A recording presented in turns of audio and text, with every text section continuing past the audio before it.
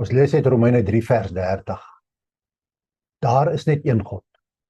Hy sal die besnedenis deur die geloof en die onbesnedenis deur dieselfde geloof vryspreek.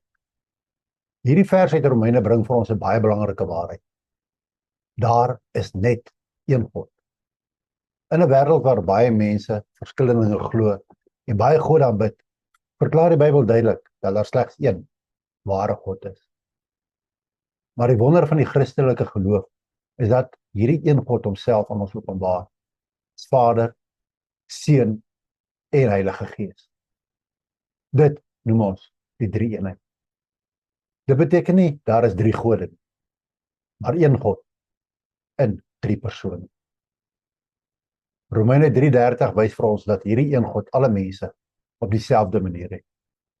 In Paulus se tyd was daar 'n groot skeiding tussen Jode en die Jode.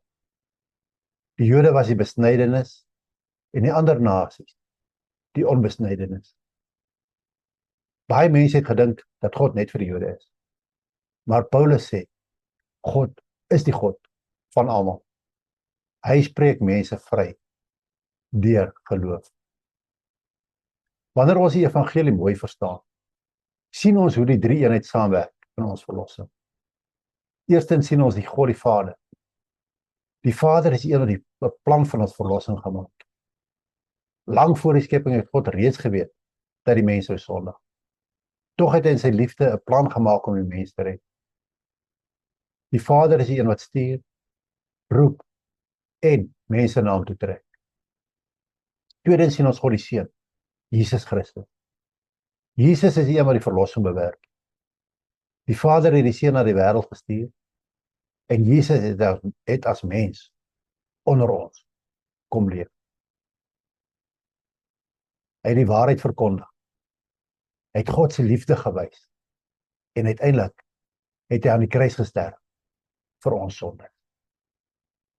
Toe Jesus opgestaan het uit die dood, het hy die oorwinning oor sonde en die dood behaal.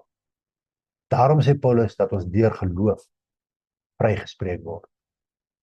Nie deur ons eie werke, nie deur tradisies nie, maar deur geloof in Jesus Christus. Maar die werk van God stop nie daar. Ons sien ook God die Heilige Gees. Die Heilige Gees is die een wat in ons harte werk. Hy oortuig ons van sonde. Hy help ons om die waarheid te verstaan.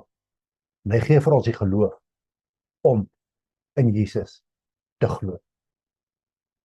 Wanneer iemand tot geloof kom die Heilige Gees om in daardie persoon te woon. Hy lei ons, troos ons, help ons om geestelik te groei. Ons kan dit so saamvat.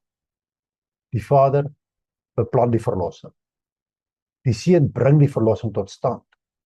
En die Heilige Gees werk die verlossing in ons harte. Drie persone, maar een God, wat op volmaakte eenheid saamwerk. Romeine 3:30 leer ons ook nog iets belangrik. God maak nie onderskeid tussen mense nie. In Paulus se tyd was daar spanning tussen Jode en ander nasies. Maar God se genade is groter as enige menslike skeiding. Vandag geld dieselfde beginsel. God kyk nie na die ras, taal, status of agtergrond nie. Hy kyk na die hart van 'n mens. Of iemand ryk of arm is, geleerd of eenvoudig, jonk of oud, almal kom na God op dieselfde manier. En dit is deur geloof in Jesus Christus. En wanneer ons deur geloof na hom kom, word ons deel van 'n verhouding met die Vader deur die Seun. En dit deur die krag van die Heilige Gees. Dit is die wonder van die evangelie. Die drie-eenheid is net nie 'n moeilike teologiese begrip nie. Dis die manier waarop God sy liefde vir ons bewys. Ons bid tot die Vader. Ons kom na hom deur Jesus Christus. En ons word gelei deur die Heilige Gees. Romeine 3:30 herinner ons dus aan 'n groot waarheid. Daar is net een God. En hy red mense uit elke volk en nasie deur geloof. En hy doen dit deur die wonderlike werk van die Vader, die Seun en die Heilige Gees.